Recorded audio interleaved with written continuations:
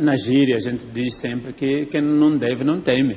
Então, ele sabia que eventualmente não tinha algo sobre a sua cabeça, então podia ir se apresentar com naturalidade. Então, eu penso que este ato de voluntariamente se apresentar à Procuradoria para ouvir o que está a acontecer é muito importante.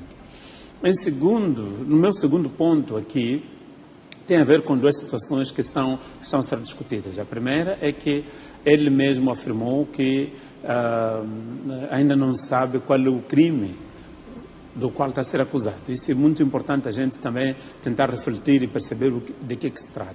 E aqui eu penso que é importante que a Procuradoria-Geral da República também apareça a informar de que se trata de facto. Porque informar ao arguido ou à sociedade? Ao arguido, em primeiro lugar, e à sociedade. Primeiro, é que a figura do arguido tem, quer dizer, quando alguém se torna arguido no processo penal é porque reúne alguns requisitos. Ninguém se torna arguido daqui para aqui. Então, pesam sobre essa pessoa não só suspeitas, mas suspeitas muito firmes e evidências também de que tenha cometido um determinado crime. Então, normalmente, quando alguém já é arguido, é porque normalmente também o crime de que é acusado, ou supostamente vai ser acusado, já está muito bem claro. Então, quando temos um arguido e a figura sobre a qual ela é, a figura criminal que ela é acusada ainda não está clara, alguma coisa não está boa. Pois, porque em relação ao arguido, deve pesar uma figura criminal muito bem clara.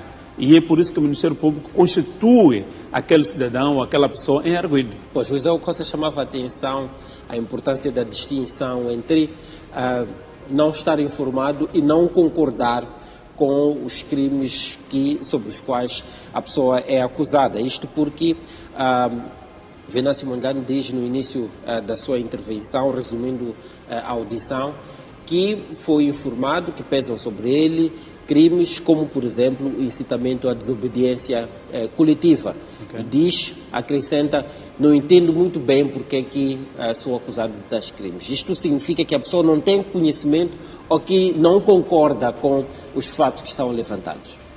Bem, é normal no processo criminal, no processo de crime, muitas vezes as pessoas ou não perceberem exatamente as figuras criminais, porque isso é ciência, isso não é uma conversa dos bares ou sei lá, isso é uma ciência. Então é normal que uma pessoa que não tenha o domínio dos conceitos jurídicos penais não entenda a coisa. Mas também é o dever do Ministério Público, é o dever da entidade pública que está naquele momento a informar o cidadão, mostrar com clareza, de facto, que os atos que ele praticou enquadram-se naquela figura criminal. Então, se o cidadão não está clarificado, mesmo perante um julgamento, mesmo quando já temos uma sentença, o juiz é obrigado sempre a explicar.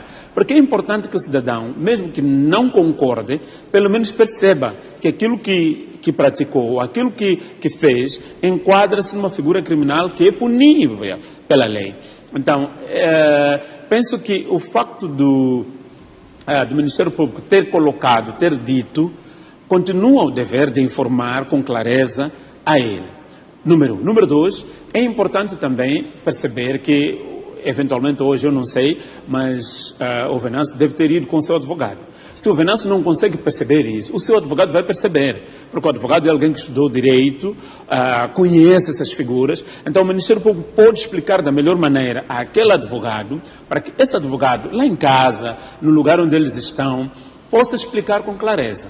Esse é um aspecto que eu penso que é muito importante. Não é bom aplicar medidas criminais ou medidas penais a cidadãos que não percebem exatamente de que se trata. Fica difícil a sua defesa. Não, a lei passa a ser suspeita, sobretudo num caso como este, em que o Venâncio já vem há muito tempo a reclamar de uma perseguição, de uso excessivo da lei contra ele, de uso excessivo dos instrumentos legais ou estatais contra ele. É preciso que a Procuradoria também seja muito prudente, muito cautelosa e de uma forma escrupulosa cumprir a lei, de modo a que não transformemos uma situação que seria normal, por exemplo, sendo, por exemplo, o Venâncio suspeito e com indícios suficientes, então seria normal, de facto, que ele respondesse a um crime, em processo crime, e transformar essa situação que seria normal num caos nacional. Pois, porque nem ele, o Venâncio, percebeu, nem o seu advogado, nem os cidadãos perceberam. Sente que, pelo que aconteceu até hoje, falo desta audição,